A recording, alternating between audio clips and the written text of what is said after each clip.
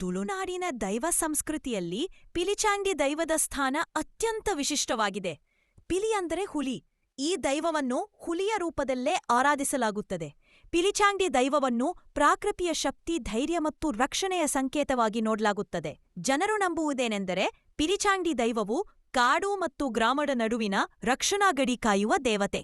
ಒಂದು ಕಾಲದಲ್ಲಿ ತುಳುನಾಡಿನಲ್ಲಿ ಕೃಷಿಕರು ಮತ್ತು ಗ್ರಾಮಸ್ಥರು ಕಾಡಿನ ಪ್ರಾಣಿಗಳ ದಾಳಿಯಿಂದ ಭಯಪಡುತ್ತಿದ್ದರು. ಆಗ ಪಿಲಿಚಾಂಡಿ ದೈವವು ಹುಲಿಯ ರೂಪದಲ್ಲಿ ಬಂದು ಗ್ರಾಮವನ್ನು ರಕ್ಷಿಸಿತು ಎಂದು. ಆ ದಿನದಿಂದ ಪಿಲಿಚಾಂಡಿ ದೈವವನ್ನು ಪೂಜಿಸುವ ಪದ್ಧತಿ ಆರಂಭವಾಯಿತು. ನೀಸವಿದ ದಿನಗಳಲ್ಲಿ ಪಿಲಿಚಾಂಡಿ ರೂಪಧಾರಿಗಳು ಹುಲಿಯಂತೆ ವೇಷಧರಿಸಿ ನೃತ್ಯ ಮಾಡುತ್ತಾರೆ, ಅಥವಾ ಪಿಲಿಚಾಂಡಿ ಕುಣಿತ ಎಂದು ಕರೆಯುತ್ತಾರೆ. ಈ ನೃತ್ಯ ಕೇವಲ ಕಲೆಯಲ್ಲ, ಅದು ಭಕ್ತಿ, ಶಕ್ತಿ ಮತ್ತು ಸಂಸ್ಕೃತಿಯ ಪ್ರತೀಕ್. ಜನರು ಪಿಲಿಚಾಂಡಿ ದೈವದಿಂದ ಶಾಂತಿ, ಆರೋಗ್ಯ ಮತ್ತು ಗ್ರಾಮರಕ್ಷಣೆಯನ್ನು ಕೋರುತ್ತಾರೆ.